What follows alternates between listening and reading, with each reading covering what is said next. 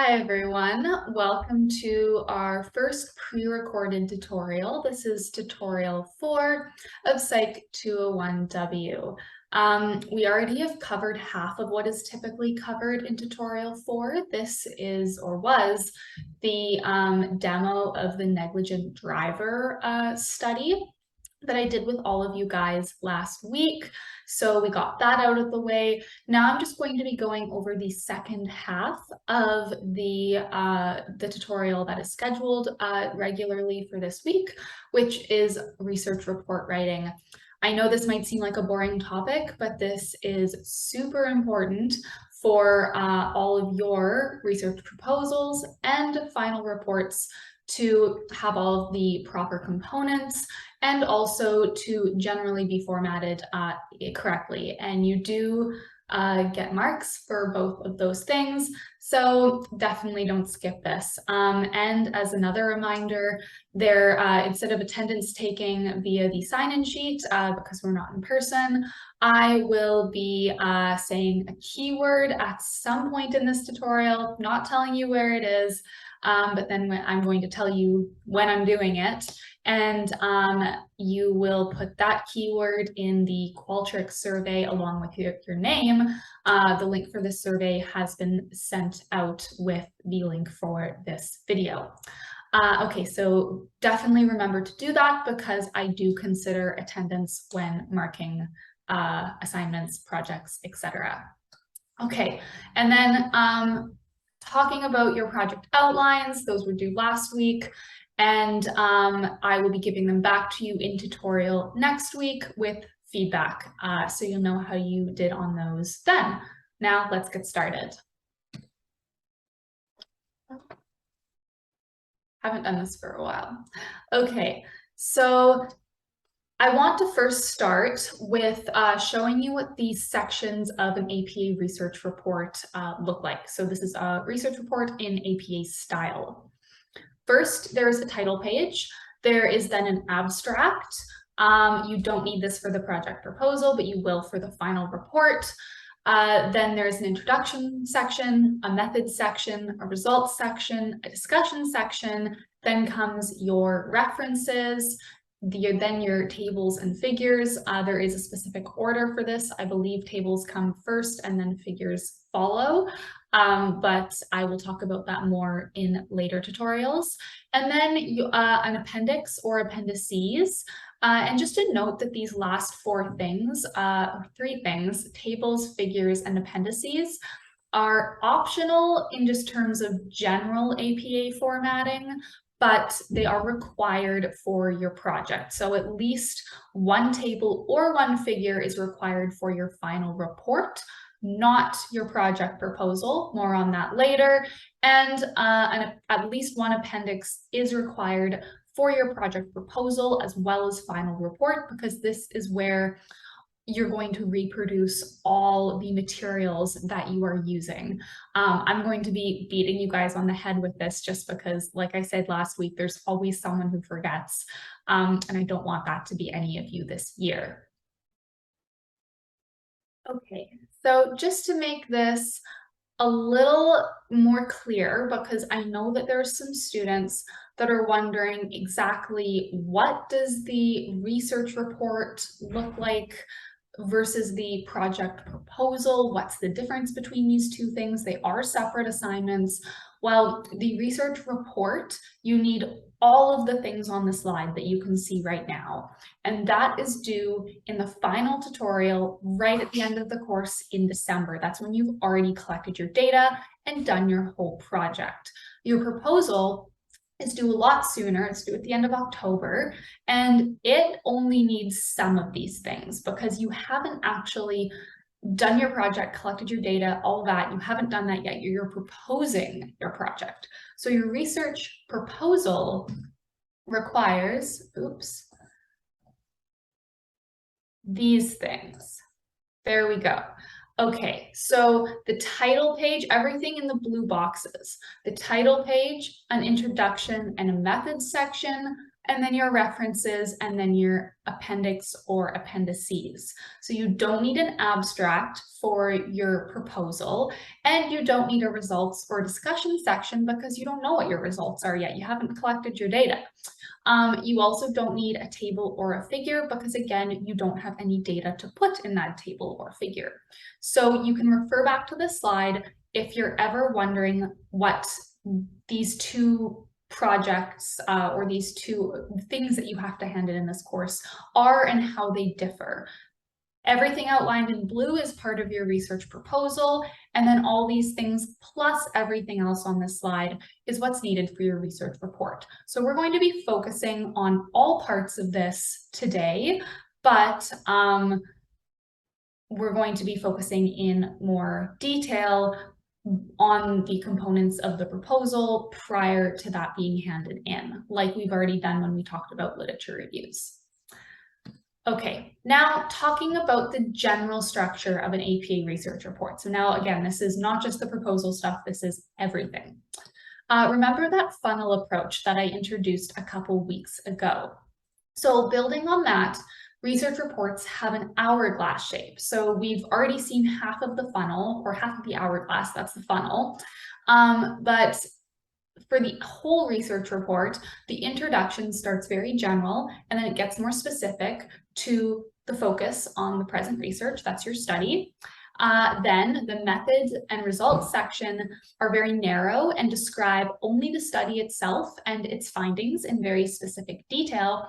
And then the discussion starts specific with a summary of the findings of your own research, the current study, and then gets more general so that it ties in to the bigger picture and touches base with often with the literature that you've cited already in your introduction.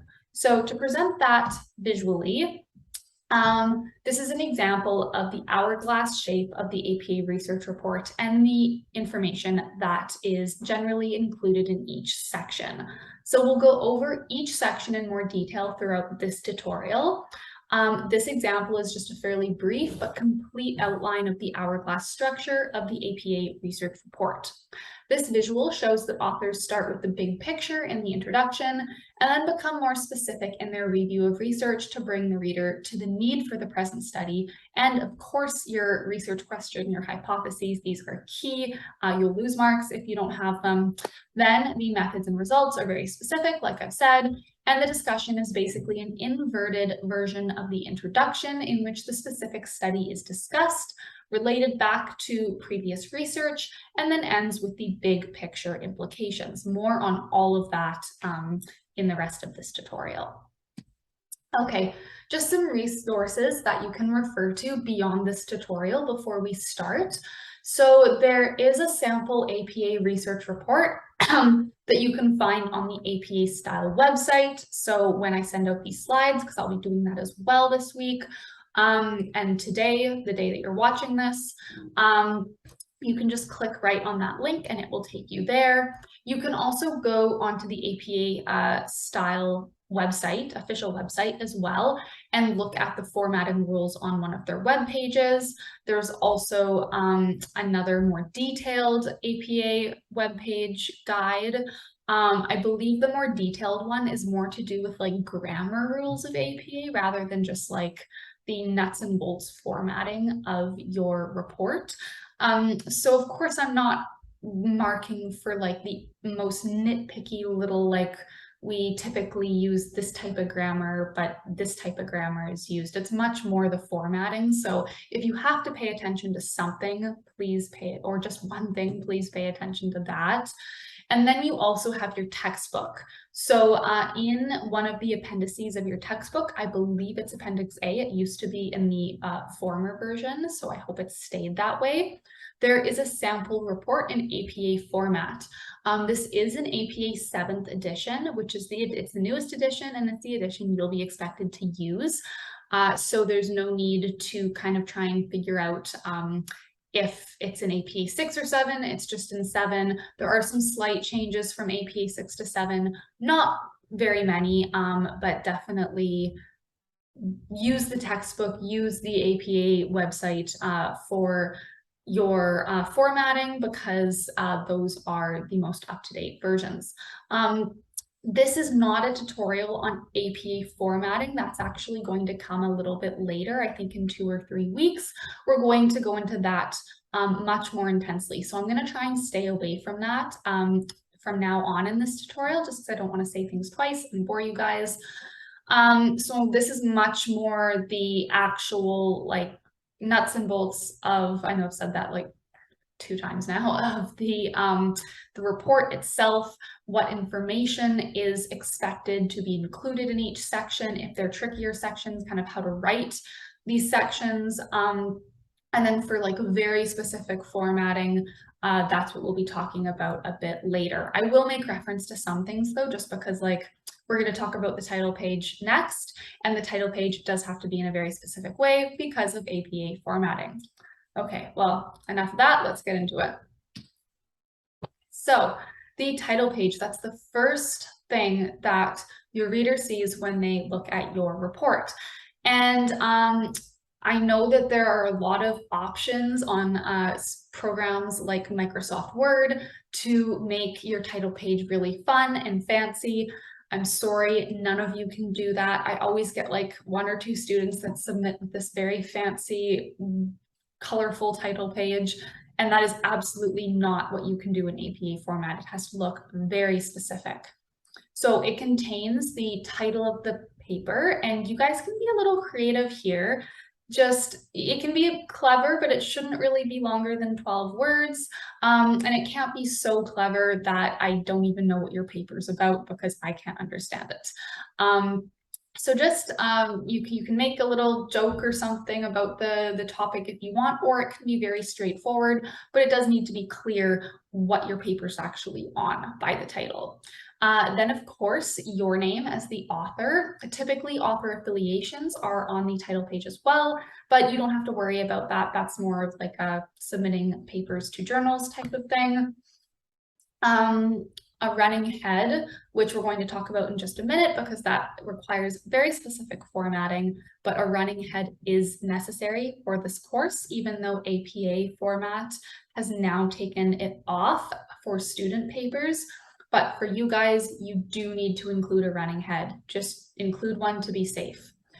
And then an author's note, which is, again, that is not necessary for this course, so we don't need to worry about that, but this typically contains either like acknowledgements of people who worked on the paper with you, contact information for the primary author, but again, not necessary, don't have to worry about it. So this is an example because it's always, the students never really know what exactly the top of the title page in APA should look like. So this is what it should look like. A big change, if you guys are familiar with APA 6, is that the you can put, or you used to put, the actual words running head and then a colon and then your running head. So it was like running head colon the effect of something on something else. You don't have to do that anymore. That was always a little weird. I will be the first to say it. So you don't have to include the actual words running head. You only have to include what your running head actually is. So as you can see in the example here, abbreviated title, that would be where the running head is. It's in all capital letters, and this should not exceed 50 characters, including spaces. So you're thinking, how am I going to fit my whole title up there? Often you make an abbreviated version of it. That's not exactly what your full title is, but it has the same like key words in it. If that doesn't make sense, feel free to come and ask me and show me an example of like what your title is, and like maybe we can brainstorm what your abbreviated title should be together if you're really worried about this. Really, I won't be marking like you could have chosen a better abbreviated title. As long as it's clear that it links back to your actual title, it's totally okay. So on the title page as well, the title itself, of course, needs to be there. It should describe the research paper in 12 words or less. The titles in like the actual center of the page appear in upper and lowercase. So you just capitalize all the words that require it. So this is all words except little words like in and of, by, all of those words. And just to make this really clear, because some people are wondering, I'm sure, there are always two versions of the title on the title page. There's the like title itself right in the front, and then there's the abbreviated title that is the running head up at the top in all caps. And of course, everything should be double spaced because everything is double spaced in APA. That's kind of one of the foundations of it. And your author information needs to be centered on the page under your title and double spaced. So I know this is all very hypothetical at the moment. Let's look at an actual example. This is how you should be setting up the title page of your paper. You can see that there's like the full title, like I was just talking about below, and then there's the abbreviated title all in as the running head. Up above, there's a page number. There has to be a page number. It starts on page 1. Really, really important. Everything is centered and double spaced, except for, whoops, I don't even know why that changed. I wasn't even touching anything. Except for the, everything centered except for the abbreviated title and the page number, of course. Something that is a personal pet peeve of mine, I always notice this when, and you may or may not get a mark off for, or like a half mark off for this in your proposal. You'll definitely get a half mark off if you do this for your final report. You're going to think this is very nitpicky, but this is just the way it is. A lot of people will change their font to Times New Roman and use Times New Roman. Other fonts are actually permitted in APA 7. I believe Calibri and Arial are also permitted. If you want to be safe, just use Times New Roman. But then they'll change everything into Times New Roman, but they won't change the page number and the running head because those are just default in usually Calibri, I think.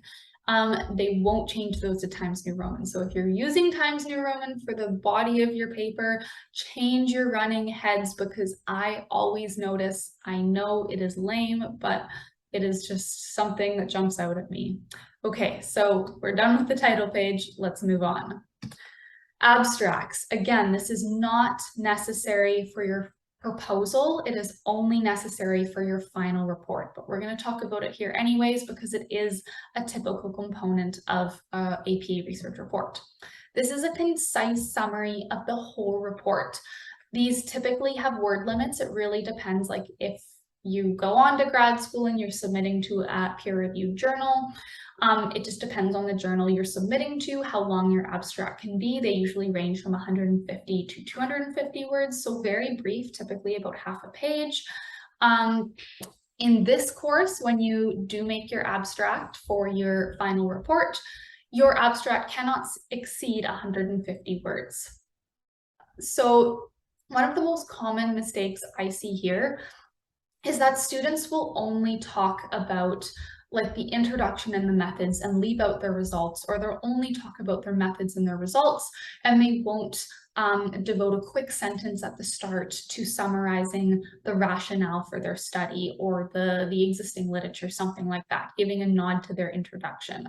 So don't do that. Make sure that every single part of your paper is summarized to some extent within the abstract. So this can often be like give or take 1 sentence per section.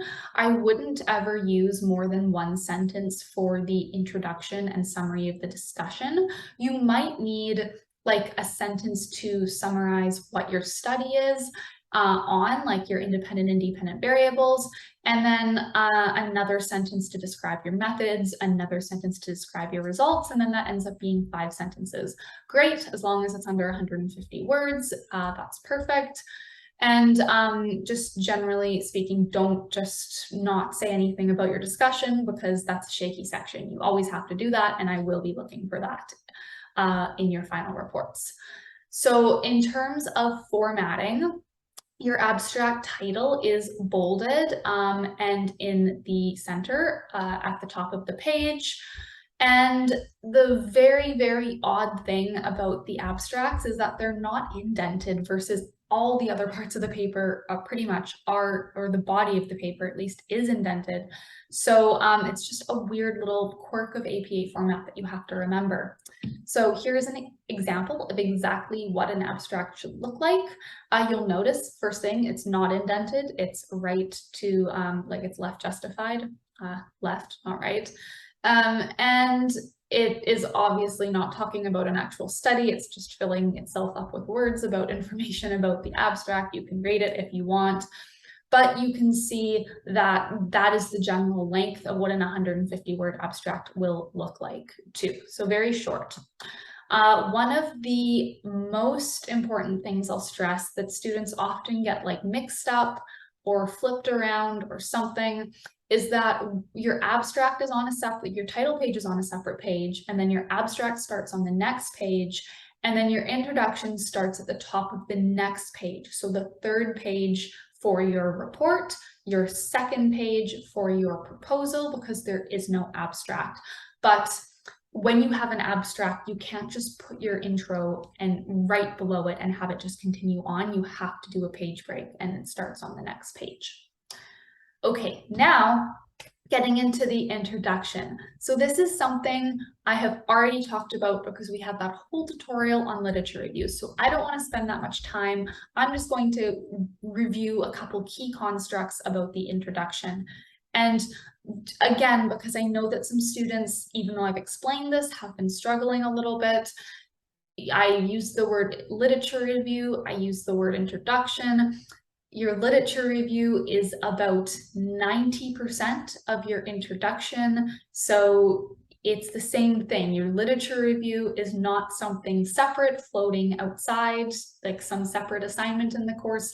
Your literature review is a very important part of your research proposal, and it's almost all of the introduction section. So it's the same thing. And it takes up the majority of your introduction.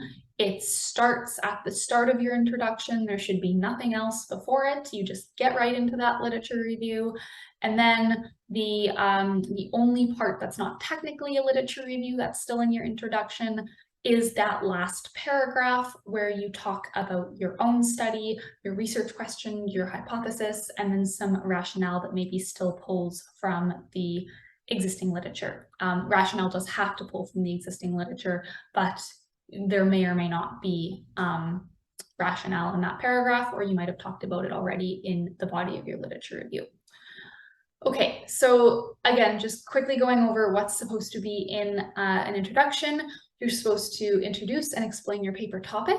And this is the very beginning. You want to think why your topic's important. You want to think big picture, but you don't want to talk about why you think it's important because like of some personal relevance to you. I know that your personal stories are very important to you, but unfortunately, research and APA format does not care about them. And it also, depending on what you disclose, some students have disclosed some interesting things. This is a psychology course, so we do talk about mental health sometimes. And I never really know how to take that when students disclose things to me. So it is not, the bottom line is that it's not the proper place to disclose your own personal stories or things going on in terms of psychology or mental health or really anything else in your introduction or anywhere else in your report. You're just wanting to talk more generally about not why your paper topic is important to you, but why it's important to society at large. Then you want to get more specific. You want to review the relevant literature on your paper topic. Of course, this is most of your introduction. And you want to use the funnel approach, start with the general literature that sets the stage for your topic, and then get more specific and more specific. Start reviewing studies that are closer and closer to what you are going to do. what research is missing, what gaps in the literature exist. So that's kind of the part where you're not talking about what has been in the literature, but you're drawing on these studies to say, hey, this is what they did, and they didn't do this though, so this is why I'm going to do this. You will briefly introduce your present study, your experiment, in your introduction. This should be very much near the end, not really in the middle or anything like that. But you don't want to go into this whole description of it. That's for your methods section. That's the next section. So you're just generally introducing like what variables you're looking at organically, and introducing your research question and then stating your hypotheses. And like I've said before, a good approach, a very safe approach, is to state your hypotheses in the very last sentence of your whole introduction.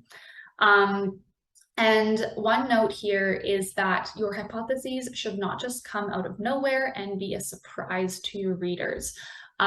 They should make a lot of sense given all the literature that you've reviewed thus far in your introduction. And the direction of your hypothesis or hypotheses should also make sense.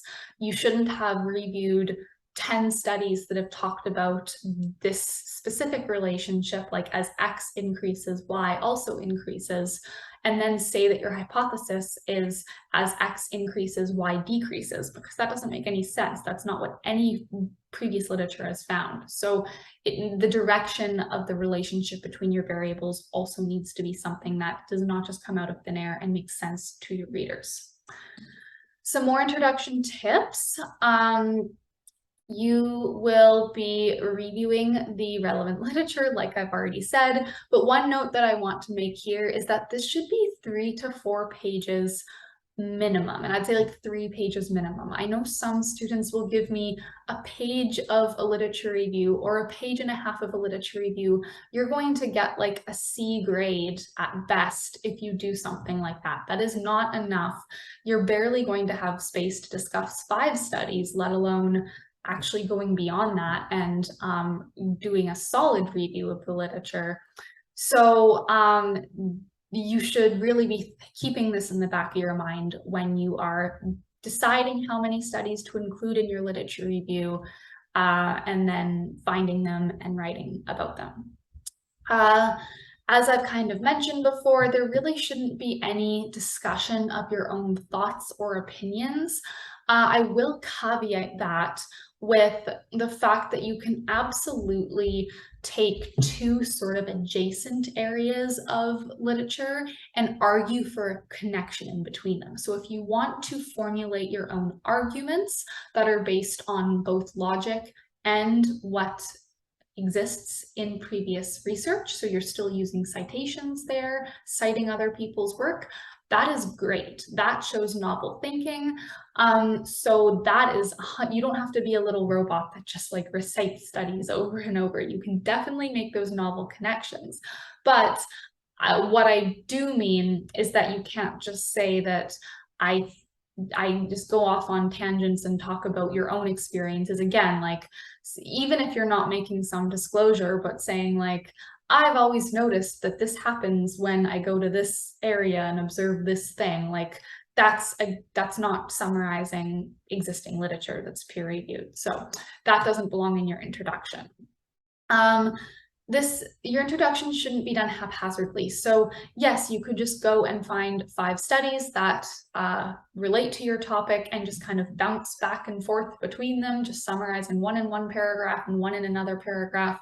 But and like making no logical transition between them, but that's really confusing to a reader. So there should be a clear logical pathway or flow between the studies you're discussing to make it clear why your study is necessary. So you can do this by, again, using the funnel approach, getting more specific and until you get to your topic. And you can also do this by using effective transition sentences in the last sentence of the previous paragraph and/or in the first sentence of the next paragraph to make it so that your reader can follow your thought process. Some students ask me about subheadings. So these are welcome. I know some people don't like them for some reason, but you can absolutely organize your literature or your introduction / literature review around subheadings, especially if this is kind of a cheap thing, a hack, because if you use a subheading, you actually don't need to make as smooth of transition between topics. So if you have like 3 sort of distinct topics you need to talk about before you get to your own study, and they're not like, it would be very hard to connect them just through transition paragraphs, absolutely use subheadings. Just make sure they're formatted properly. We're going to talk about that in our APA tutorial, but if you want to talk about it before then, just come and see me. Again, I strongly suggest you make an outline. It just makes organizing your thoughts so much easier. And make sure that the focus becomes more and more specific to seamlessly lead into your present study. Okay, and then I just had a little funnel visual just to remind you guys again. So now just the really plain administrative aspect of the introduction, because I'm sure you guys are sick of me talking about it. The introduction actually begins with your title, not the word introduction. I know all the other sections just begin with the word, but this one doesn't. It's really weird. The title is centered and bolded though, just like all the other section titles.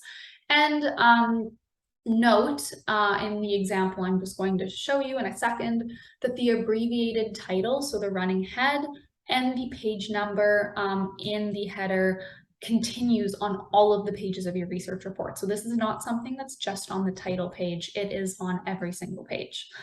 Usually your word processing software formats that automatically though.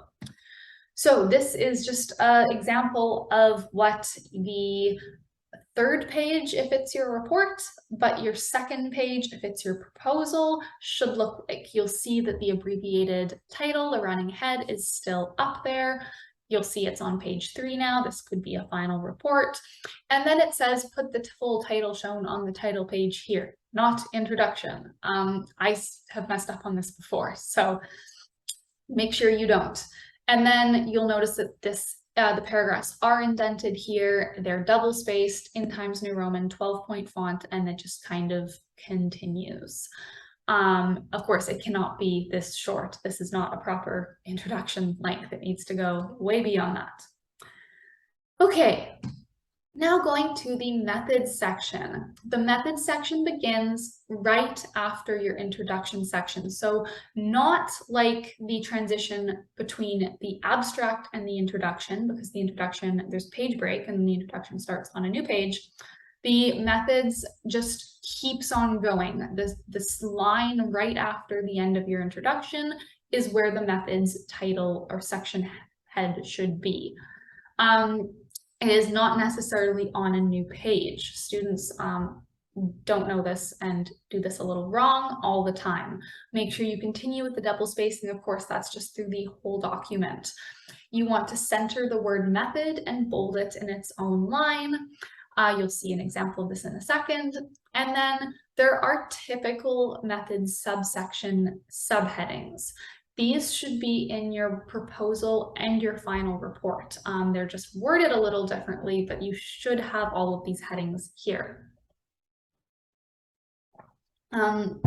So these headings are participants, design, procedure, and materials. Design is not 100% necessary. I'll talk about that a little bit. The other 3 are. You have to have them. This is not negotiable. I will tell you to put them in and you will lose marks if you do not have these 3 subsections in your methods. These are 2nd level headings. That's what APA calls them. They're bolded and left aligned. Again, we will talk about the actual nuts and bolts of that in the APA tutorial, and I'll also be showing you an example in a couple minutes. Okay, I'm going to tell you what you need to have in each of these sections, so this is hopefully going to be less confusing. So in the participants section or subsection, people usually start with this one. You want to tell the reader about your sample, who participated. You will include any demographic information you collect. However, of course, you don't have this information when you are writing your proposal, so you don't need to include it there. How many people or animals participated, or how many do you think will participate? So for your proposal, you can just say 14 students and from Psych 201, because let's just assume everyone's going to be in your tutorial that day, fingers crossed. You want to talk about how your participants were recruited.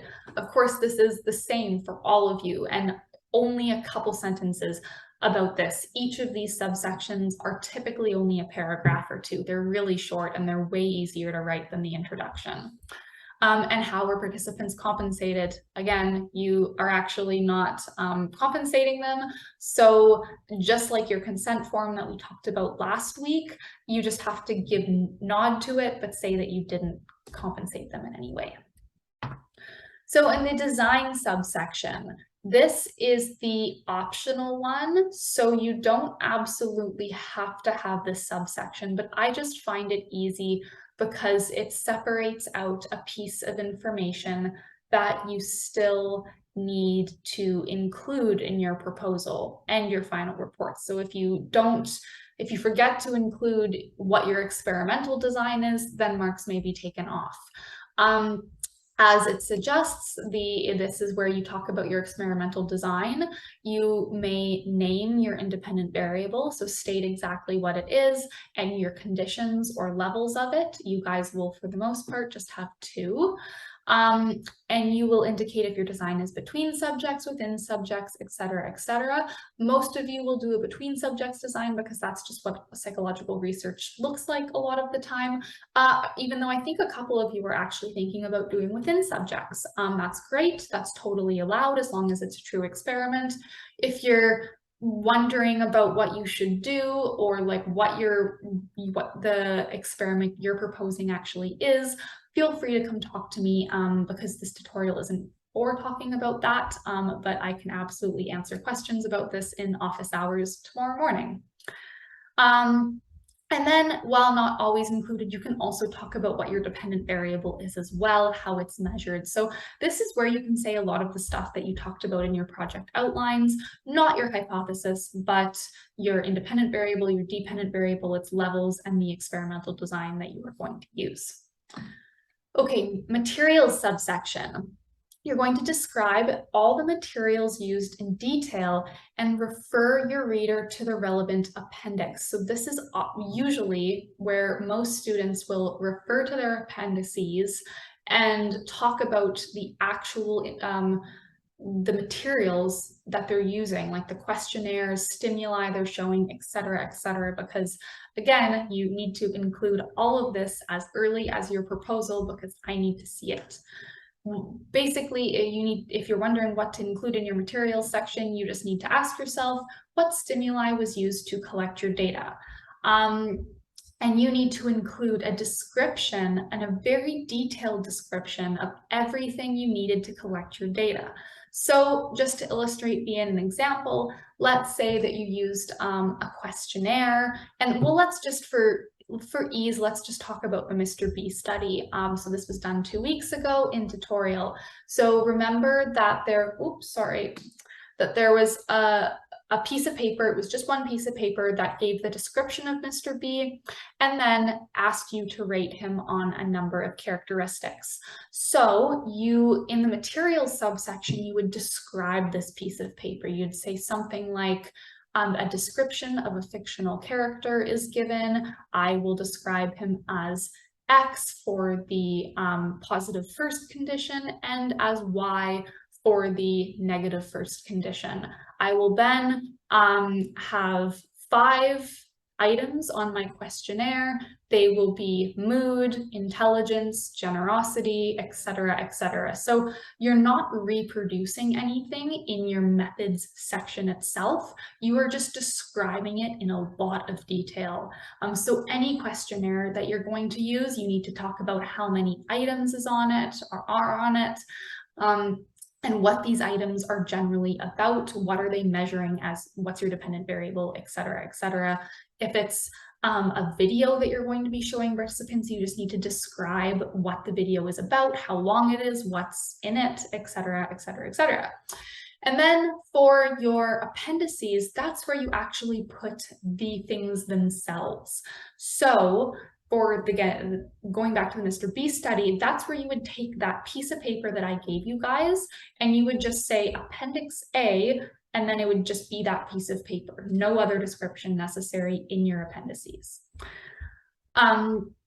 Okay, so further subheadings might be appropriate if you used 2 or more questionnaires. So this is just level 3 subheadings that subdivide your materials subsection into, say, a description of the video you used and the questionnaire you used to measure your dependent variable.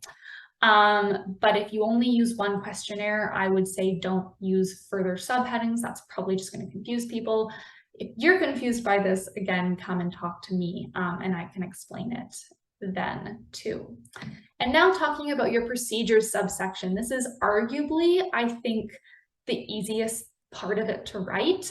This is just where you, in detail, describe the actual actions everyone is doing to make your experiment happen. The rule of thumb here is that someone should be able to replicate your study to the T after reading this section. Usually people will describe with saying, or will start with describing how they will hand out their consent forms. They'll say participants, like I will have, or not I, but a consent form will be handed out to every participant, etc., etc. Then you'll reference like see Appendix A for consent form.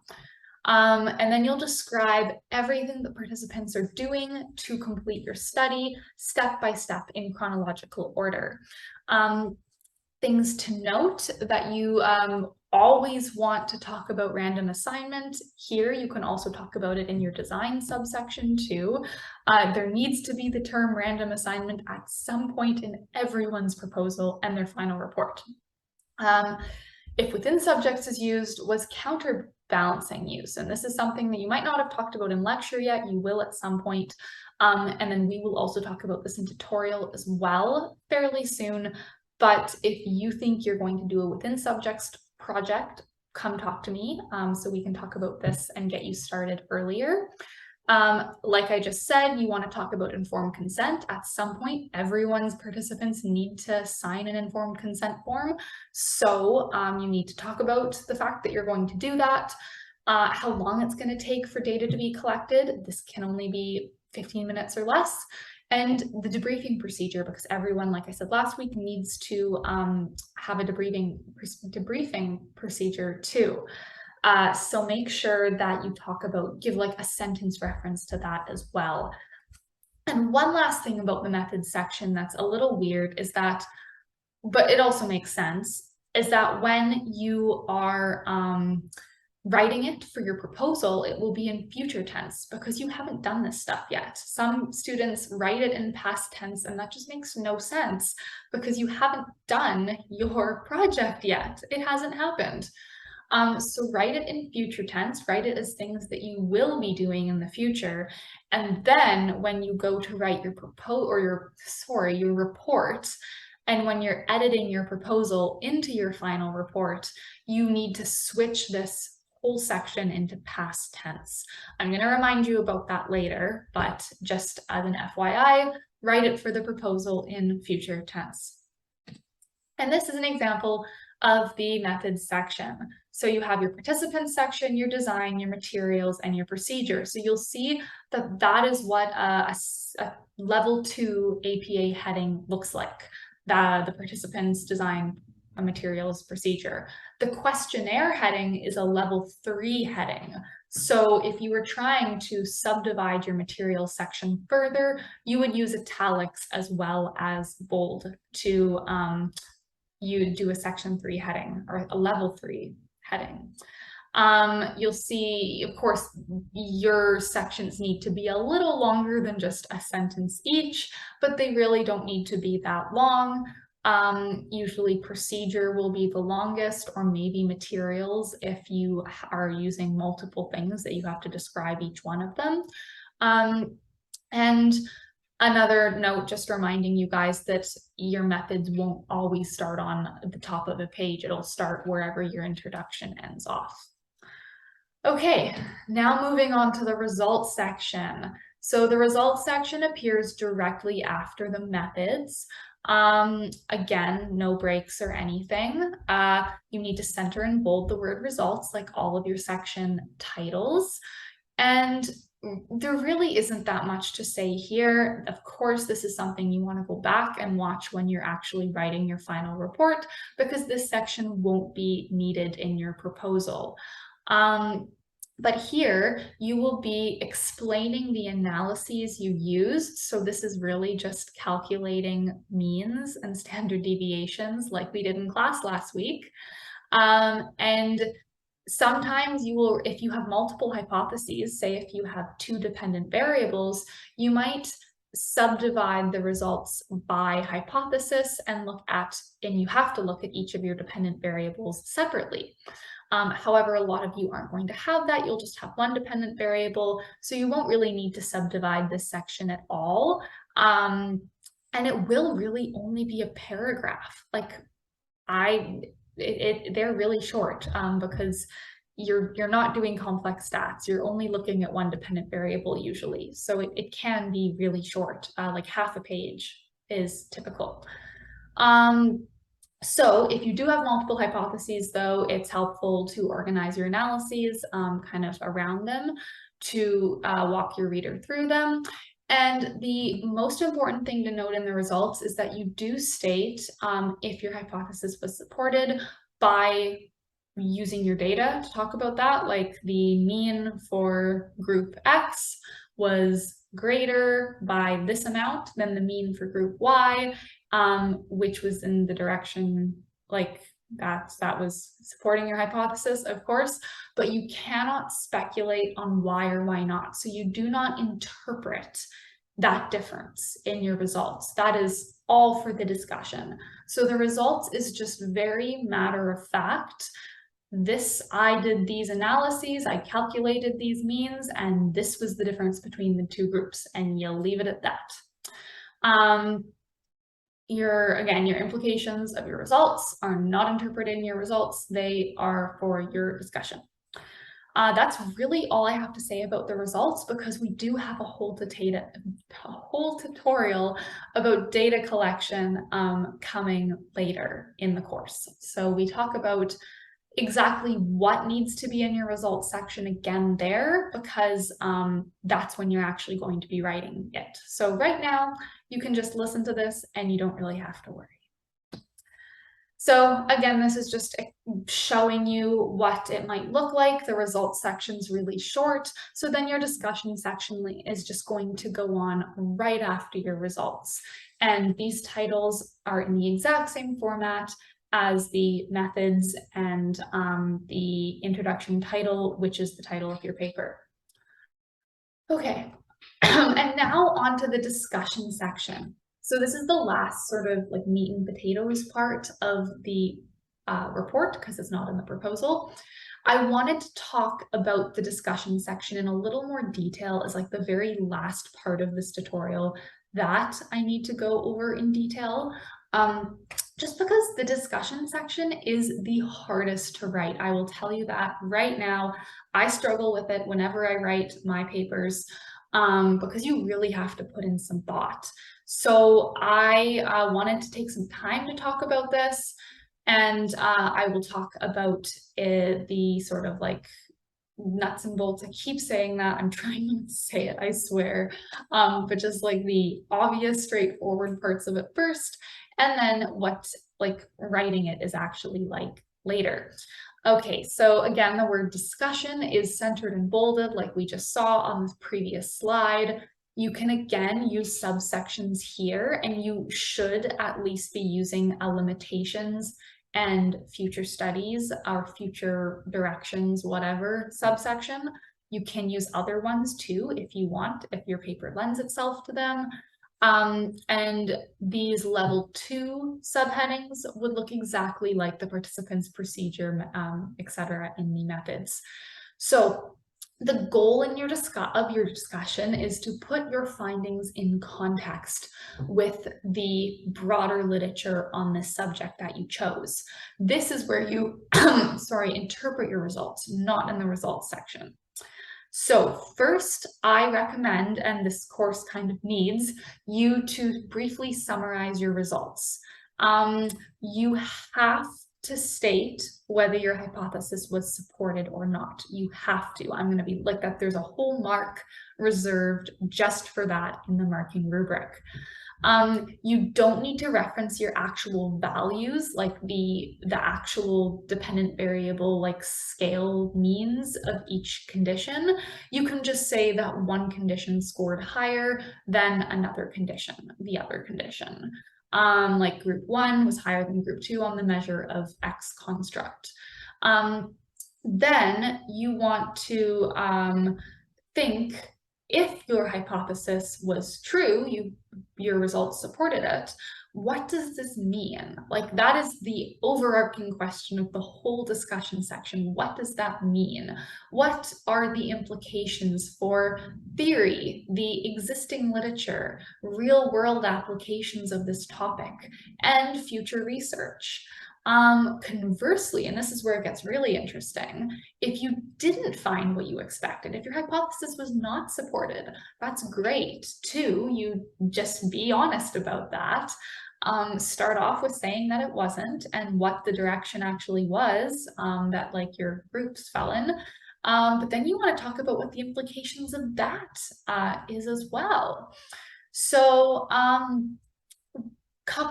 couple things that you always want to do, I just want to make sure that I touch on this before going on to the next slide, is that you always want in your discussion section to talk about literature. Like I've seen so many student discussion sections that don't make any reference to existing literature. They don't have any citations in them. That is not how you write a discussion section.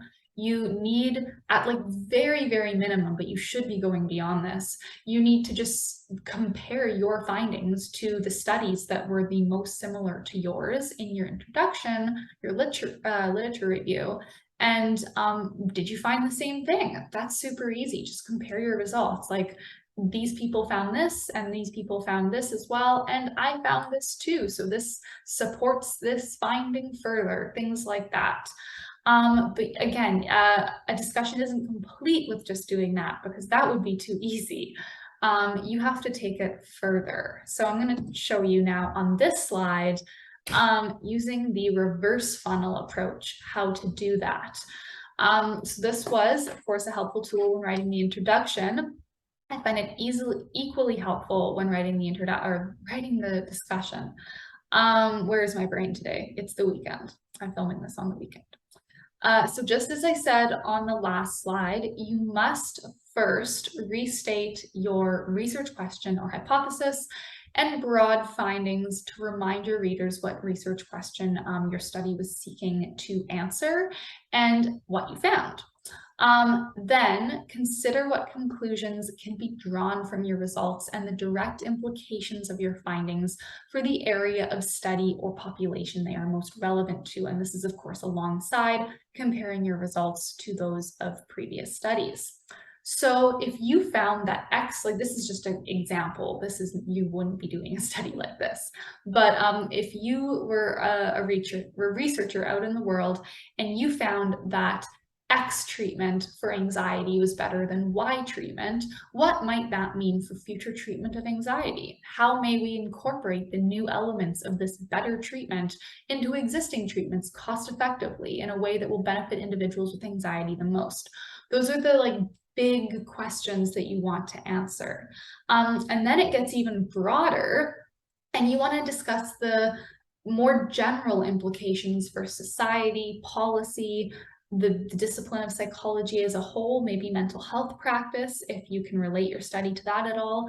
Often a lot of students' topics relate to education in some way because your participants are university students and you're looking at things like recall or other aspects of cognition, or learning, et cetera. So like often those will have implications for like higher education or maybe even grade school.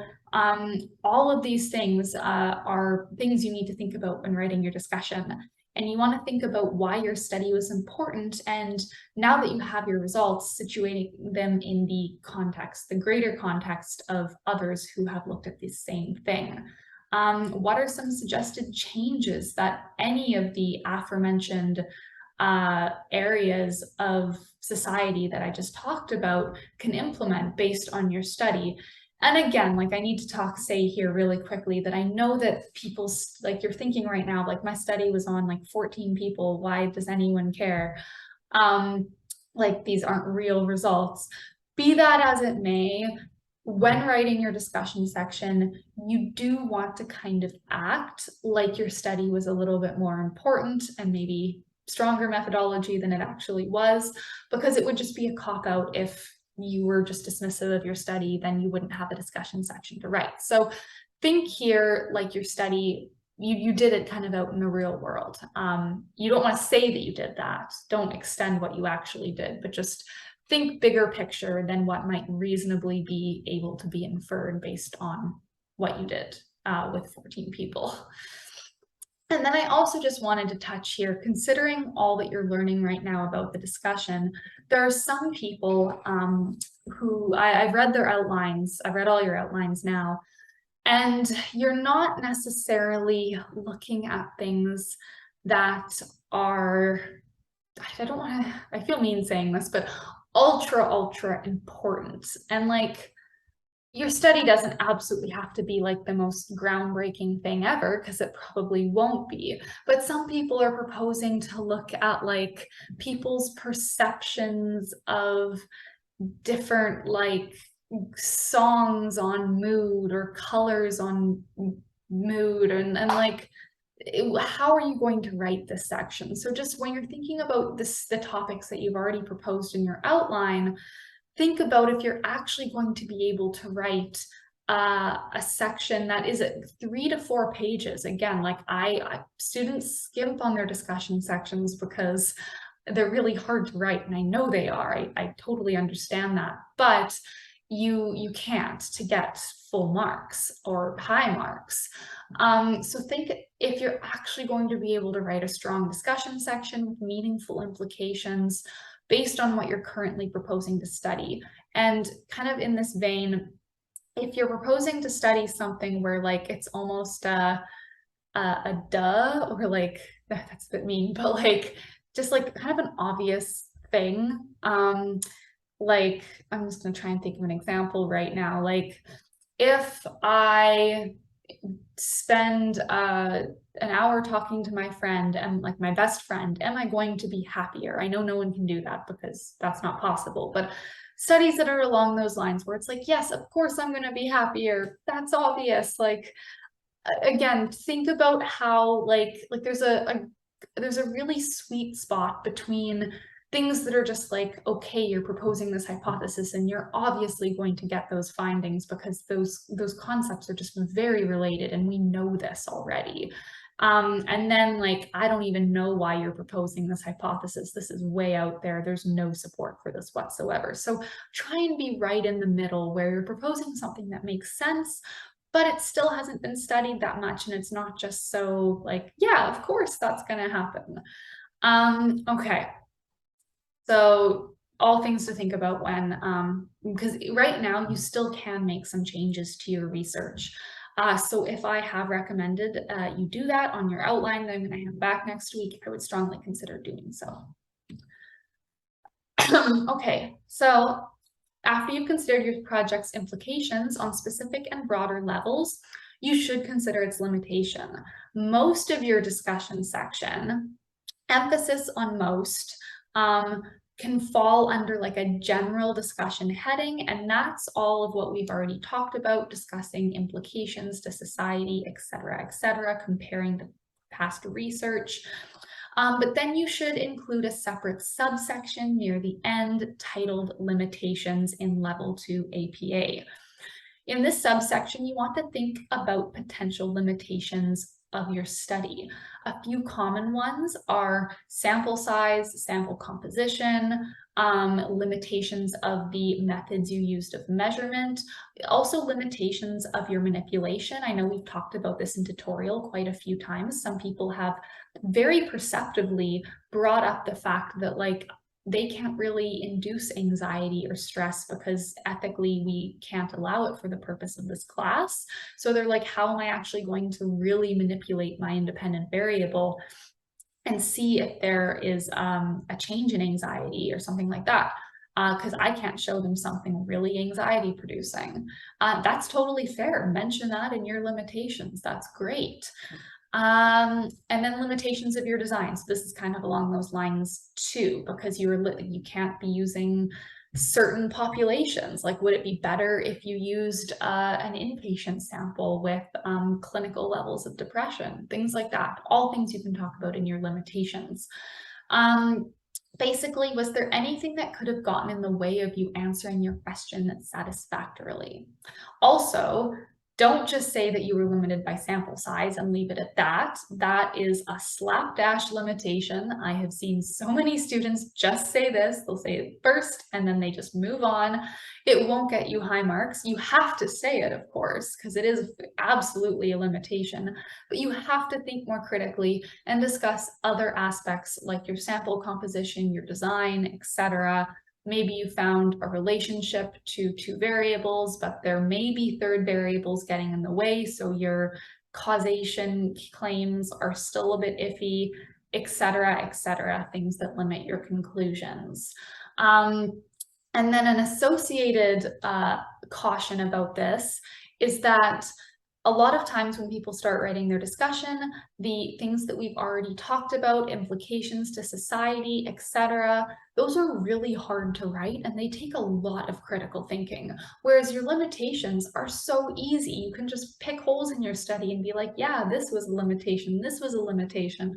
So some people write like a paragraph on the implications and like 2 pages of limitations. Nuh-uh, that is not what you can or need, or that won't get you high marks.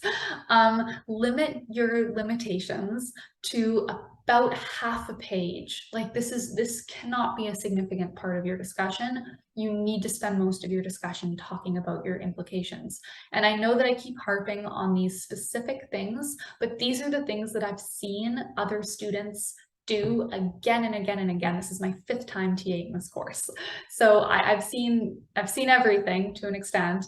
And I don't want you guys to fall into these same traps. Okay, and then last thing about the discussion, and then we're almost done. A solid discussion ends with a future research subsection or a future directions. It can be titled several things. So here you can have some fun and address some of your previously discussed limitations. What could future researchers do next, or do better, or both? Should the same study be done with a different sample? Should another variable be examined? Should a different research design be used that permits more structure or more flexibility? Things like that.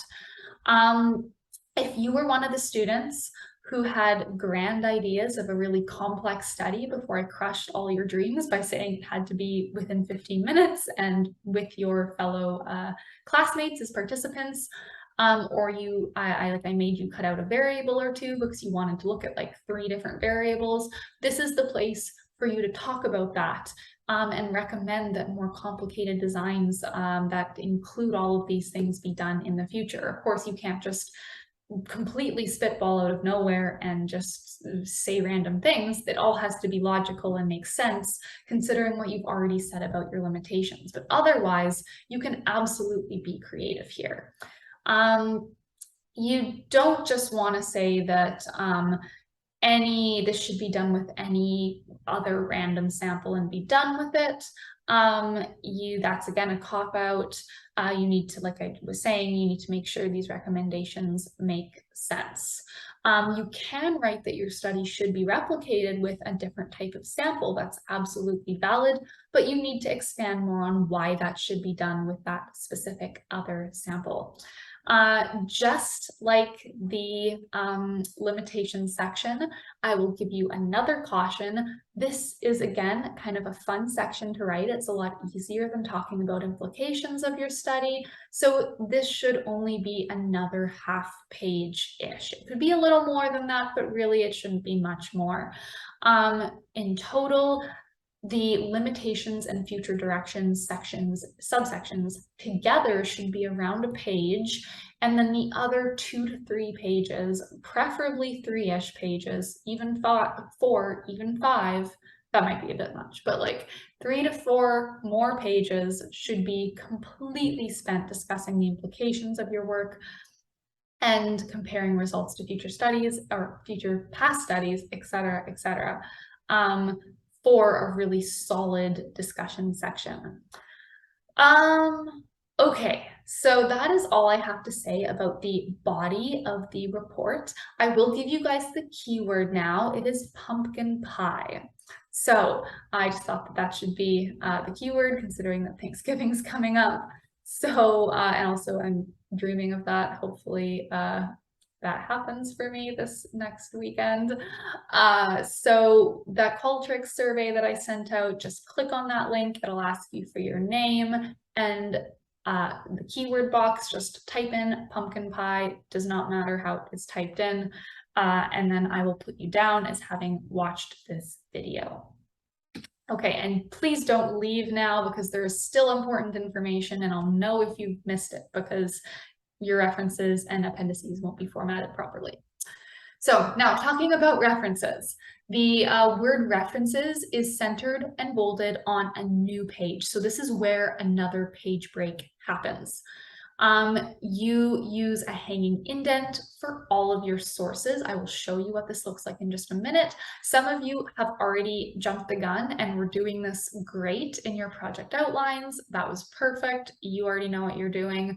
Other people, not so much. It wasn't necessary for your project outlines, but it will be necessary for your proposal and all other assignments in this course going forward. You need to include the full citations, so full references of sources cited anywhere in your research report. We're going to talk about this a bit more in the APA tutorial, so that's all I'll say for now. You will arrange your references section alphabetically by your first author's last name. You only write out the last names and the initials of the first and the middle name. For example, Smith, comma, J.M. You don't write out full first names or first middle or middle names. And you also need to make sure that you follow the order of authorship. Don't change anything around within the reference. Remember how I told you guys or showed you guys how to find references, going on to PsycInfo, just hitting that little yellow box at the on the right-hand side there, and it generates it for you. It is in the right format, unless it's not italicized or something else right like that. So double check using the APA guides, but don't be switching authors' names or anything like that. So this is what a reference page should look like. It is still double spaced. Some people change the spacing at this point. Don't do that. Still double spaced. This is what hanging indents look like as well. I see students switch them around so that the first line of each reference is indented and then the others are not. That's the opposite way. This is what they need to look like. So if your references page looks anything else or looks like anything else and does not look like this, this is wrong. This is what it looks like. Okay, and more on that, I will try and just beat this dead horse in the APA tutorial as well. So this is not the last time you'll hear this from me. Okay, going really quickly through tables, figures, and appendices. For tables and figures, I'm really just going to blast through this because we talk about this a lot more in the APA tutorial. I don't want to give you guys the same information twice because that's just unnecessary. So you need each table and or figure on a separate page. They start at the top of the page. There's nothing else on the page.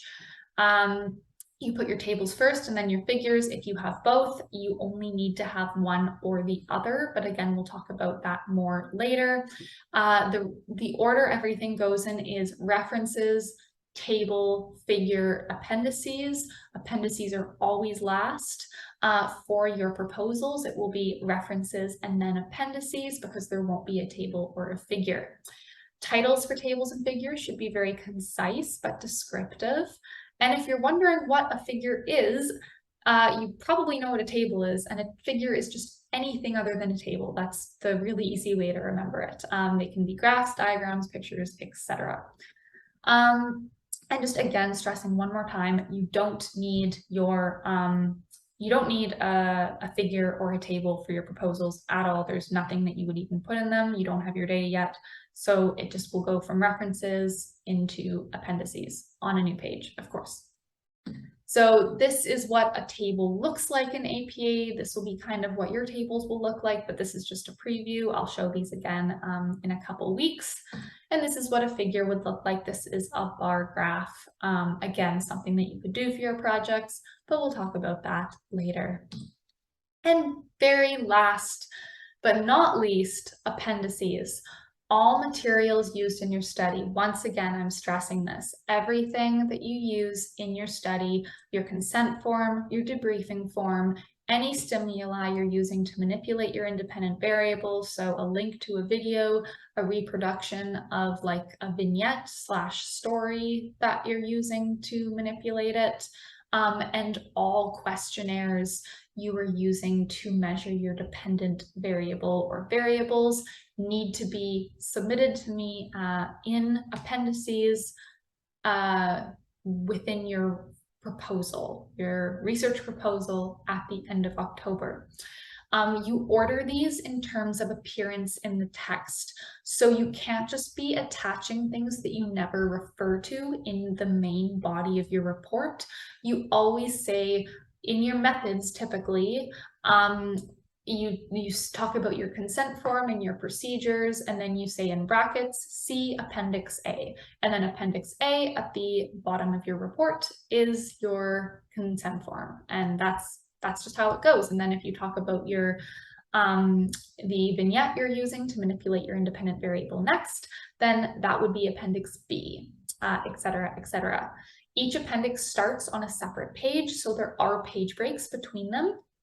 And each one is titled Appendix A. It's centered, its first line of page. It is not bolded. For some odd reason, it is just not bolded. Everything else is. Don't ask me why.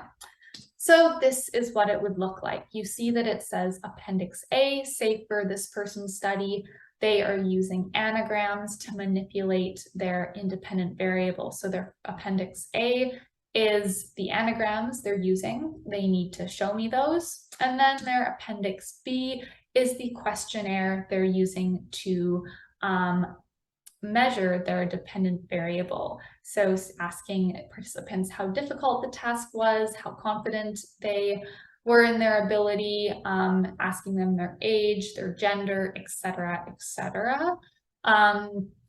And that's what appendices should look like. I know some of you had questions about that last week, so hopefully this makes it a little more clear. Okay, we are done. So just one more reminder that although this was a pre-recorded tutorial this week, I am still holding my regularly scheduled office hours tomorrow morning. So tomorrow will be Friday when this video is published, and it is on Zoom. You already all have the link, 8:30 a.m. to 10 a.m. And any questions you have about any of these topics, unfortunately, you can't ask me because this is pre-recorded, but please, please, please come to office hours if you have any questions about any of this, because this is a really important topic to make sure you guys all get really high marks in your proposals and your final reports. Okay, have a great rest of your day, and I may see some of you tomorrow.